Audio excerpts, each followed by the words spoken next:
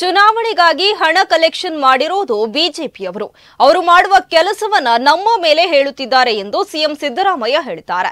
ಬಿಹಾರ ಚುನಾವಣೆಗೆ ಕರ್ನಾಟಕವನ್ನ ಎಟಿಎಂ ಆಗಿ ಬಳಕೆ ಆರೋಪಕ್ಕೆ ಮುಖ್ಯಮಂತ್ರಿ ಪುತ್ತೂರಿನಲ್ಲಿ ಪ್ರತಿಕ್ರಿಯೆ ನೀಡಿ ಸರ್ಕಾರಿ ಸ್ಥಳಗಳಲ್ಲಿ ಆರ್ಎಸ್ಎಸ್ ಚಟುವಟಿಕೆ ಬ್ಯಾನ್ ವಿಚಾರವಾಗಿ ಮಾತನಾಡಿ, ಜಗದೀಶ್ ಶೆಟ್ಟರ್ ಅವರು 2013ರಲ್ಲಿ ಈ ಬಗ್ಗೆ ಸುತ್ತೋಲೆ ಹೊರಡಿಸಿದ್ರು. ಶಿಕ್ಷಣ ಇಲಾಖೆ ಮುಖಾಂತರ ಈ ಸುತ್ತೋಲೆ ಹೊರಡಿಸಲಾಗಿತ್ತು. ಮತ್ತೆ ಯಾಕೆ ಸುತ್ತೋಲೆ ಹೊರಡಿಸಿದ್ದು? ನಾವು ಯಾವುದೇ ಆರ್ಗನೈಸೇಷನ್ ಹೆಸರು ಹೇಳಿಲ್ಲ, ನಾವು ಆರ್ಎಸ್ಎಸ್ ಹೆಸರನ್ನು ಹೇಳಿಲ್ಲ, ಆದ್ರೆ ಅವರು ಮಾಡಿರುವ ಕಾನೂನನ್ನ ಹೇಳಿದ್ದೇವೆ ಅಷ್ಟೇ ಎಂದರು. ನಮಗೆ ಯಾವತ್ತೂ ಯಾವ ರಾಜ್ಯ ಚುನಾವಣೆಗೂ ಕೂಡ ಕರ್ನಾಟಕದಿಂದ ಏನು 5 ಪೈಸೆನೂ ಕೊಟ್ಟಿಲ್ಲ, ಬಿಹಾರಕ್ಕೂ ಕೊಡ್ತಾ ಇಲ್ಲ.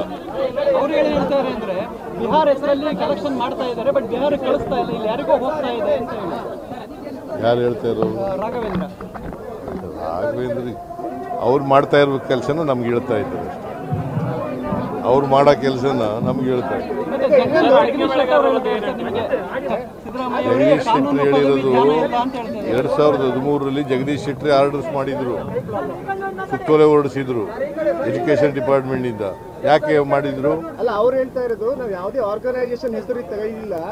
ನಾವ್ಯಾವ ಆರ್ಗನೈಸೇಷನ್ ಕೇಳಪ್ಪ, ಇಲ್ಲಿ ನಾವ್ಯಾವ ಆರ್ಗನೈಸೇಷನ್ ಹೆಸರು ಹೇಳಿದ್ದೀವಿ? ಎನಿ ಆರ್ಗನೈಸೇಷನ್, ಎನಿ ಆರ್ಗನೈಸೇಷನ್ ಅದು ಅದರಿಂದ RSS ಅಂತಲೇ ಹೇಳಿಲ್ಲ ನಾವು. ಅವ್ರು ಹೇಳಿರೋದನ್ನೇ ನಾವು ರಿಪೀಟ್ ಮಾಡಿದ್ದೀವಿ. ಅವರು ಮಾಡಿದ್ರೆ ಮಾಡ್ಬೋದಾ?